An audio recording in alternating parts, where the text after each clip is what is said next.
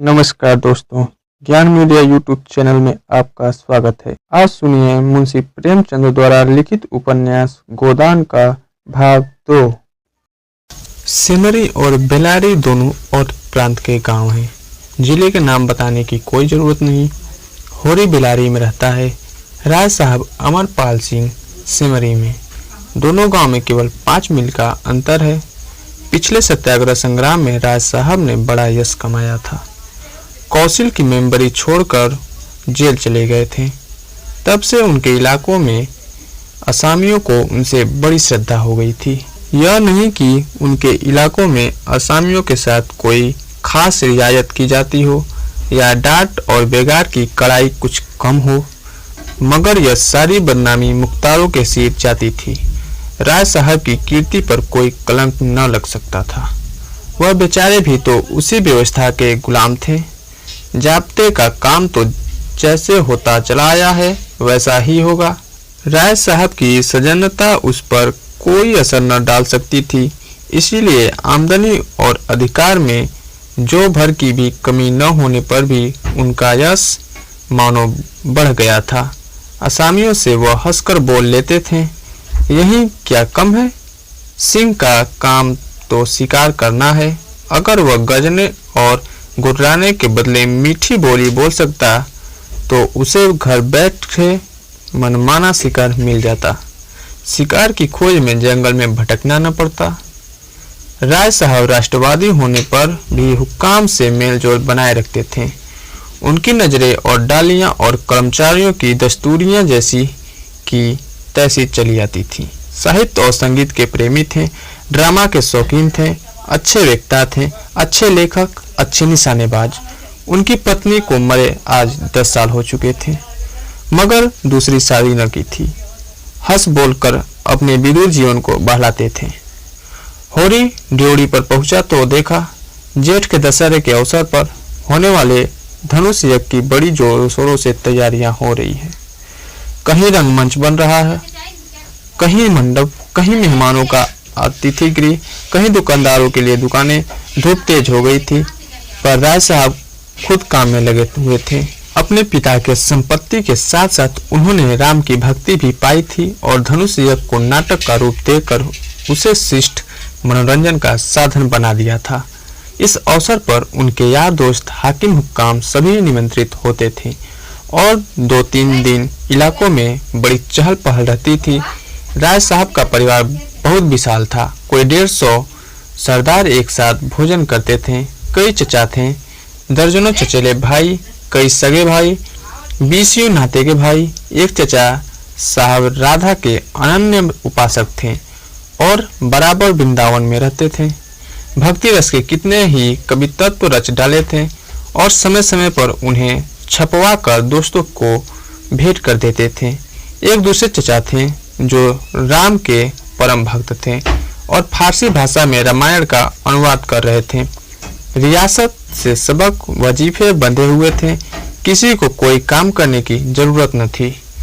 होरी मंडप में खड़ा सोच रहा था कि अपने आने की सूचना कैसे दे कि सहसा राय साहब उधर ही आ निकले और उसे देख ही बोले, अरे तू आ गया होरी, मैं तुझे बुलवाने वाला था। देख अब कि तुझे राजा जनक का माली बनना पड़ेगा, समझ गया ना। जिस वक्त श्री जानकी जी मंदिर में पूजा करने जाती हैं उसी वक्त तू एक गुलदस्ता लिए खड़ा रहेगा और जानकी जी को भेंट करेगा। गलती न करना और देख असामियों से ताकीद करके यह कह देना कि वे सब सगुन करने आए, मेरे साथ कोठी में आ, तुझसे कुछ बातें करनी है। वह आगे आगे कोठी की ओर चले। होरी पीछे पीछे चला। वहीं एक घने वृक्ष की छाया में एक कुर्सी पर बैठ गए और होरी को जमीन पर बैठने का इशारा करके बोले, समझ गया मैंने क्या कहा। कारकुन को तो जो कुछ करना है वह करेगा ही, लेकिन असामी जितने मन से असामी की बात सुनता है कारकुन की नहीं सुनता।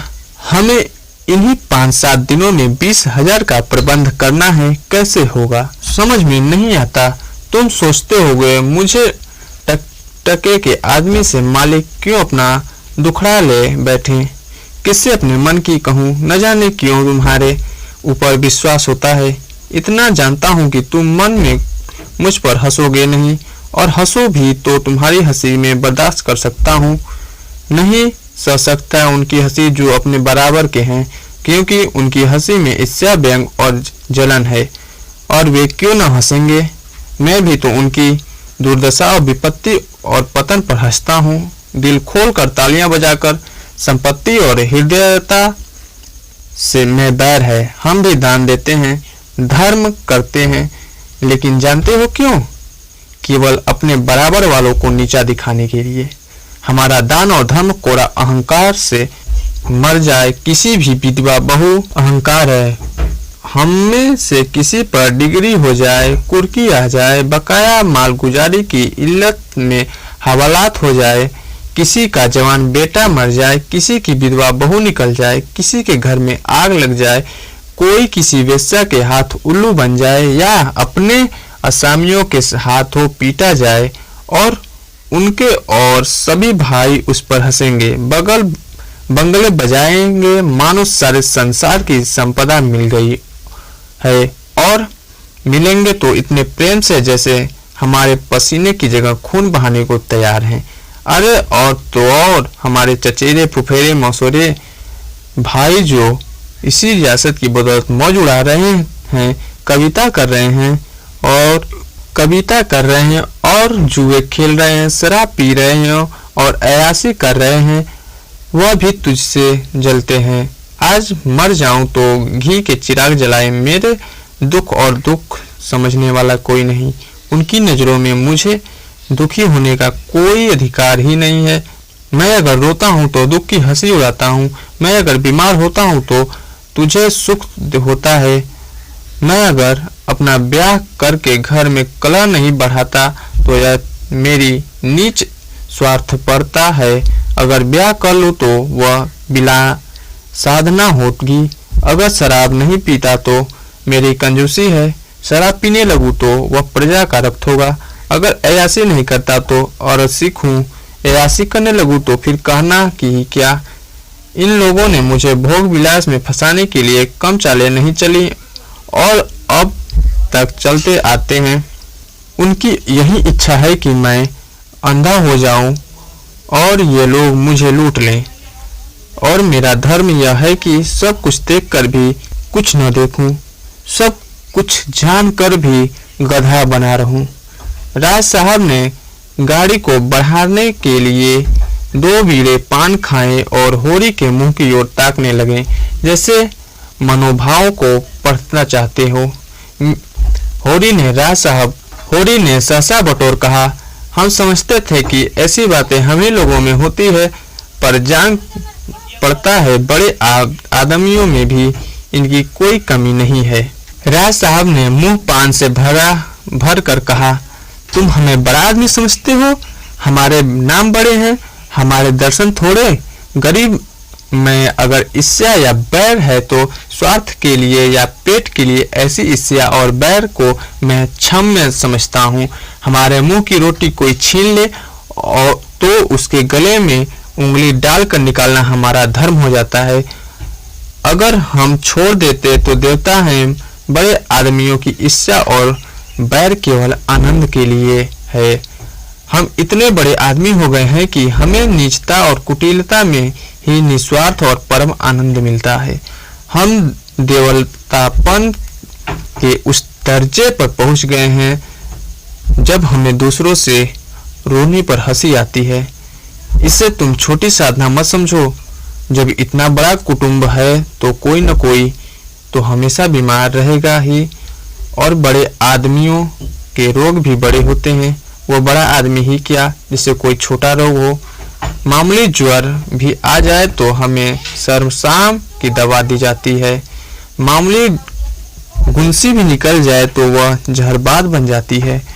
अब छोटे सर्जन और मझोले सर्जन और बड़े सर्जन तार से बुलाए जा रहे हैं। मही हुल्क मुल्क को लाने के लिए दिल्ली आदमी भेजा जा रहा है।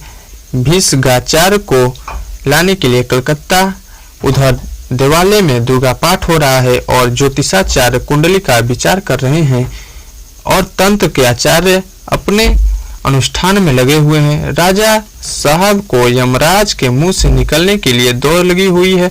वैद्य और डॉक्टर इस ताक में रहते हैं कि कब इनके सिर में दर्द हो और कब उनके घर में सोने की वर्षा हो। और 1 रुपए तुमसे और तुम्हारे भाइयों से वसूल किए जाते हैं भाले की नोक पर। मुझे और यही आश्चर्य होता है कि क्यों तुम्हारी आहों का दावानल हमें भस्म नहीं कर डालता। मगर नहीं, आश्चर्य करने की कोई बात नहीं। भस्म होने में तो बहुत देर नहीं लगती, वेदना भी थोड़ी ही देर की होती है। हम जो और अंगुल और पोर भस्म हो रहे हैं, उस हाहाकार से बचने के लिए हम पुलिस की, हुक्काम की, अदालत की, वकील की शरण लेते हैं और रूपवती स्त्री की भांति सभी के हाथों का खिलौना बनते हैं। दुनिया समझती है हम बड़े सुखी हैं। हमारे पास इलाके, महल, सवारियां, नौकर चाकर, कर्ज, वेश्या क्या नहीं है। लेकिन जिसकी आत्मा में बल नहीं, अभिमान नहीं, वह और चाहे कुछ हो आदमी नहीं है। जिससे दुश्मन के भाई मारे रात को नींद न आती हो, जिसके दुख पर सब हंसते और रोने वाला कोई न हो, जिसकी चोटी दूसरों के पैरों के नीचे दबी हो, जो भोग विलास के नशे में अपने को बिल्कुल भूल गया हो, हुक्काम के तलवे चाटता हो और अपने अधीनों का खून चूसता हो, मैं उसे सुखी नहीं कहता। वह तो संसार का सबसे अभागा प्राणी है। साहब शिकार खेलने आए या दौरे पर मेरा कर्तव्य है कि उनकी दुम के पीछे लगा रहूं। उनकी भौवें पर सिकन पड़ी और हमारे प्राण सूखे। उन्हें प्रसन्न करने के लिए हम क्या नहीं करते। मगर वह पचड़ा सुनाने लगूं तो शायद तुम्हें विश्वास न आए। डालियों और रिश्वत तक तो खैर गलीमत है, हम सीधे करने को भी तैयार रहते हैं। मुक्तखोरी ने हमें अपंग बना दिया है। हमें अपने पुरुषार्थ पर लेस मात्र की विश्वास नहीं। केवल अफसरों के सामने दुम हिला हिला कर किसी तरह उनके कृपा पात्र बने रहना और उनकी सहायता से अपने प्रजा पर आतंक जमाना ही हमारा उद्यम है। पिछलुओं की खुशामदों ने हमें इतना अभिमानी और तुनक मिजाज बना दिया है कि हमने सील, विनय और सेवा का लोप हो गया है। मैं तो कभी कभी सोचता हूँ कि अगर सरकार हमारे इलाके छीन कर हमें अपने रोजी के लिए मेहनत करना सिखा दे तो हमारे साथ महान उपकार करे। और यह तो निश्चय है कि अब सरकार भी हमारी रक्षा न करेगी। हमसे अब उसका कोई स्वार्थ नहीं निकलता। लक्षण कह रहे हैं कि बहुत जल्द हमारे वर्ग की हस्ती मिट जाने वाली है। मैं उस दिन का स्वागत करने को तैयार बैठा हूँ। ईश्वर वह दिन जल्दी लाए। वह हमारे उद्धार का दिन होगा। हम परिस्थितियों के शिकार बने हुए हैं। यह परिस्थिति ही हमारा सर्वनाश कर रही है और जब तक संपत्ति की यह बेड़ी हमारे पैरों से न निकलेगी, जब तक यह अभिशाप हमारे सिर पर मंडराता रहेगा, हम मानवता का वह पद न पा सकेंगे जिस पर पहुंचना ही जीवन का अंतिम लक्ष्य है। राय साहब ने फिर गिलोरी दान निकाला और कई गिलोरियां निकालकर मुंह में भर ली। कुछ और कहने वाले थे कि एक चपरासी ने आकर कहा, सरकार बेगारों ने काम करने से इनकार कर दिया है। कहते हैं जब तक हमें खाने को न मिलेगा हम काम नहीं करेंगे। हमने धमकाया तो सब काम छोड़कर अलग हो गए। राज साहब ने माथे पर बल पड़ गए, आंखें निकाल कर बोले, चलो मैं उन दुष्टों को ठीक करता हूँ। जब कभी खाने को नहीं दिया तो आज यह नई बात क्यों? एक आने रोज के हिसाब से मजूरी मिलेगी जो हमेशा मिलती रही है और इस मजूरी पर काम करना होगा, सीधे करे या टेढ़े। फिर होरी की ओर देख कर बोले, तुम अब जाओ होरी, अपने तैयारी करो। जो बात मैंने कही है उसका ख्याल रखना। तुम्हारे गांव से मुझे कम से कम 500 की आशा है। राज साहब झल्लाते चले गए। होरी ने मन में सोचा, अभी यह कैसी कैसी नीति और धर्म की बातें कर रहे थे और एकाएक इतने गर्म हो गए। सूर्य सिर पर आ गया था। उसके तेज से अभिभूत होकर वृक्ष ने अपना पसार समेट लिया था। आकाश पर मटियाली गर्द छाई हुई थी और सामने की पृथ्वी कांपती हुई जान पड़ती थी। होरी ने अपना डंडा उठाया और घर चला। शगुन के लिए रुपए कहाँ से आएंगे, यही चिंता उसके सिर पर सवार थी। आप लोग सुन रहे थे मुंशी प्रेमचंद द्वारा लिखित उपन्यास गोदान का भाग 2। भाग 3 के लिए हम अगली वीडियो में मिलेंगे।